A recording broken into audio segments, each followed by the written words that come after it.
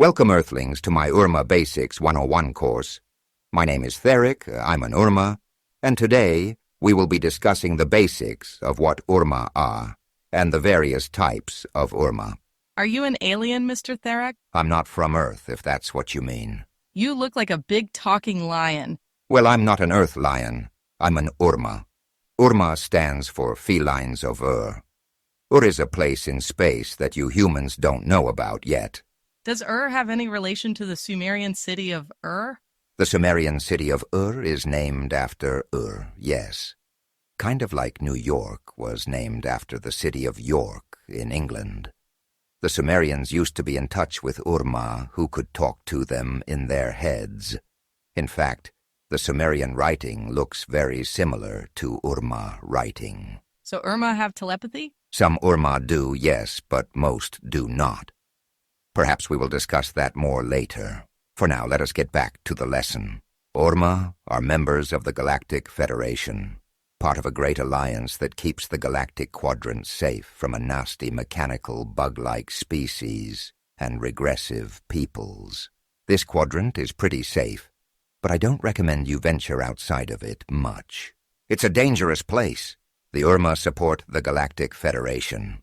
We are primarily known for our battlefield prowess and our love of justice.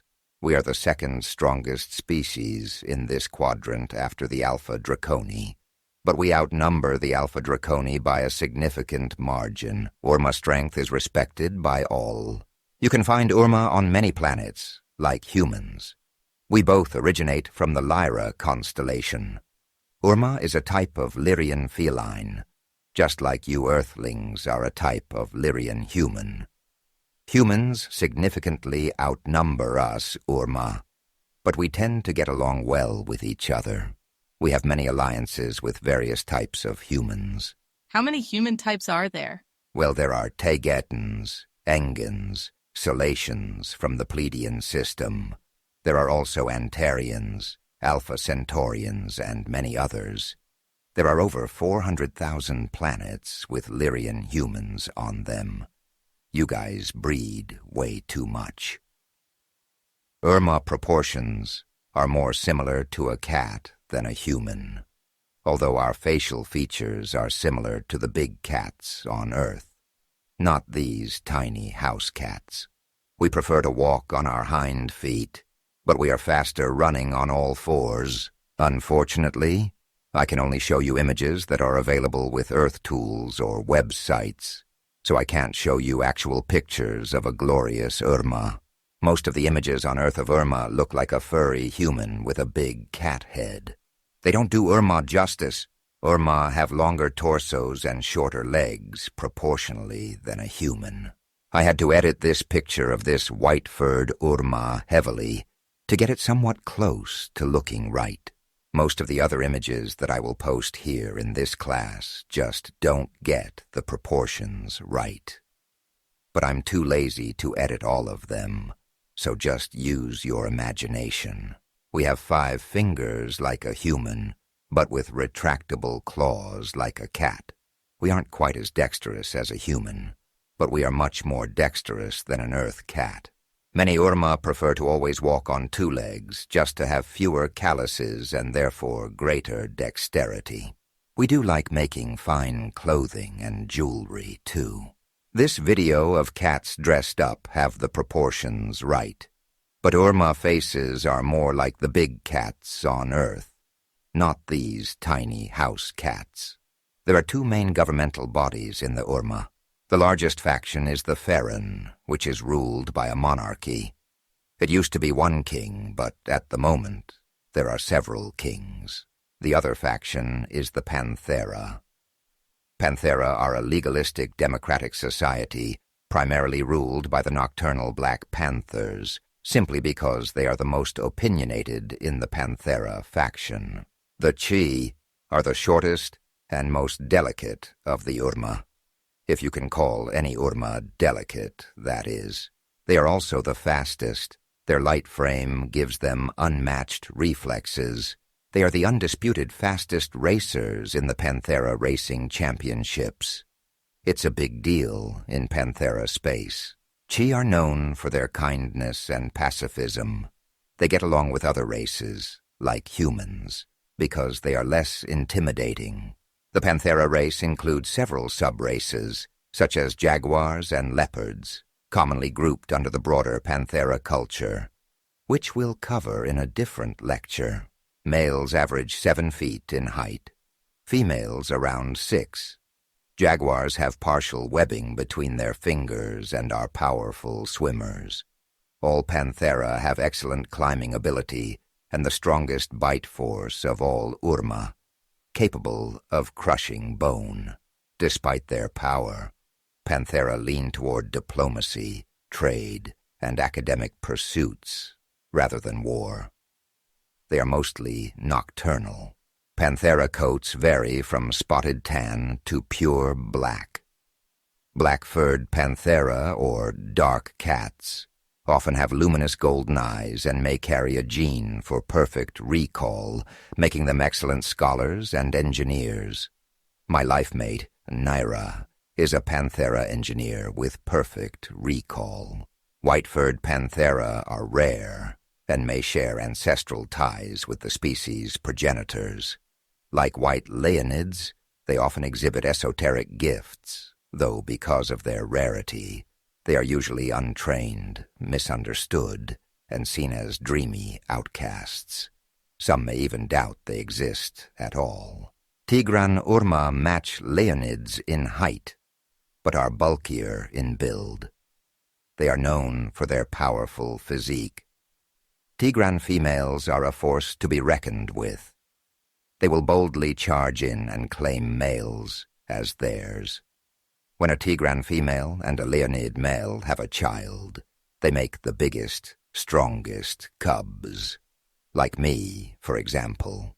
How tall are you, Mr. Theric? I'm 10 feet tall, big enough to wield the mighty sentinel blade.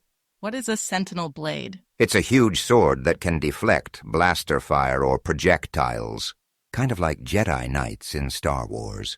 But the blade is huge like Cloud's Buster sword.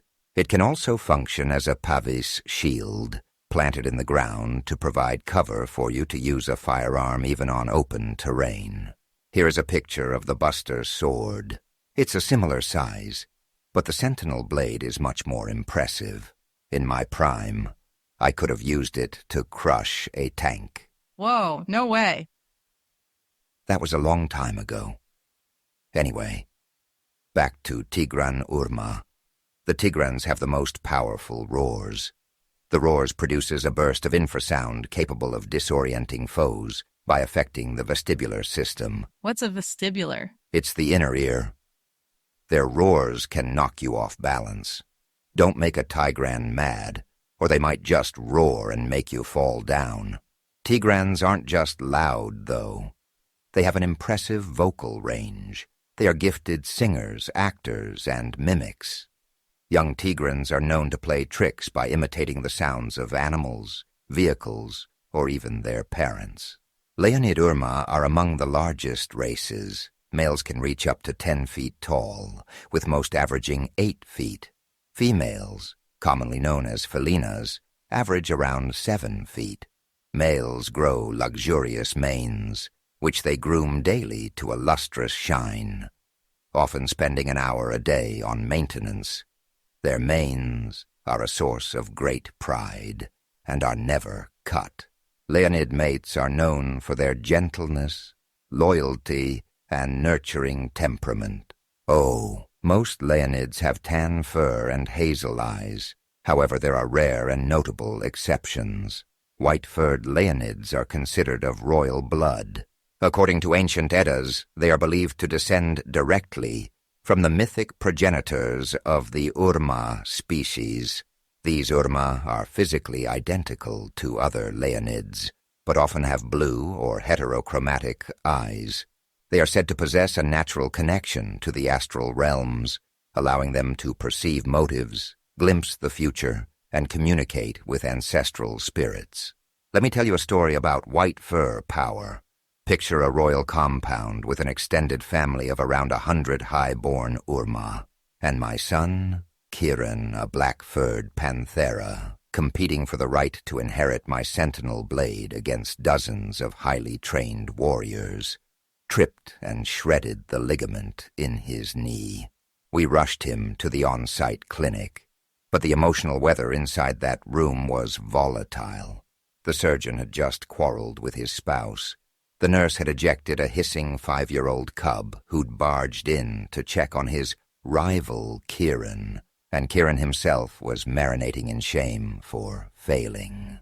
If you know how vibrations work, you know what comes next.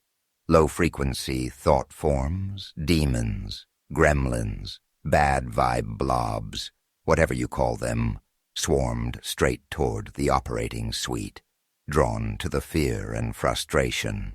That's when Lord Riga activated his astral defenses. The guards on duty and Lord Riga himself slid into meditation, stepped out of their bodies, and formed a defensive perimeter around the operating room. Every time a shadow entity drifted in to needle the surgeon's focus, an astral guardian intercepted it. No drama. Just a silent clash of intention, and it was gone.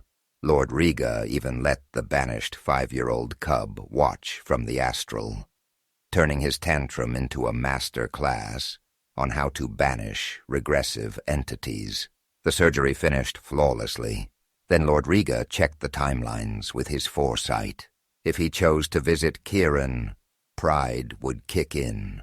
My son would push rehab too hard and tear the graft. However, if the little cub went in first, Kieran would relax and heal on schedule. So Lord Riga armed the cub with marrow treats, sent him in, and watched Kieran melt when his rival burst into tears of relief. Mission accomplished. If you couldn't see into the astral, you'd see nothing but a routine procedure and a sweet bedside moment. You would have no idea how the white furs had affected the outcome of the surgery and Kieran's recovery. White fur abilities are often subtle, but the difference they make are profound. They enable others to perform their best, even during difficult situations, and they avert crises before they have a chance to start. This is why white furs are natural picks for leaders, and why most everyone in Feline society requests that they rule as royalty. All of this lore we have discussed today is the world that my science fiction book, Guardians of the Blade, takes place in. The book is a memoir about myself meeting my life mate, Naira, and having cubs with her on a planet-destroying superweapon called the Blade. But it has some adult-only content, so you kids might not want to read it. You mean sus stuff? Yes. My son Mom wrote a family-friendly play on the story. Maybe you can watch that one day. Anyway, I hope you liked this first lecture in my Urmah 101 course. Thanks for coming. See you later, Earthlings, and don't forget to like, subscribe, and live rightly.